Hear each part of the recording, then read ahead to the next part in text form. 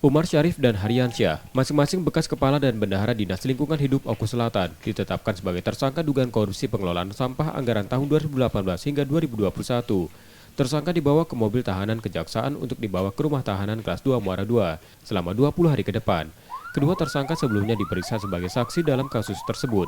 Dari pemeriksaan yang dilakukan, jaksa menemukan praktik tersangka diduga melakukan pemotongan anggaran pengelolaan sampah sebesar 10 hingga 20%. Tersangka US ini selaku kepala dinas, dia itu memotong anggaran 2019, 2020, 2021. Bervariasi, 2019 ada yang 10%, ada yang 15%, 2020, 20%. Jadi kita lagi harus dibaku waktu. Jaksa menjerat kedua tersangka dengan ancaman hukuman maksimal 20 tahun penjara.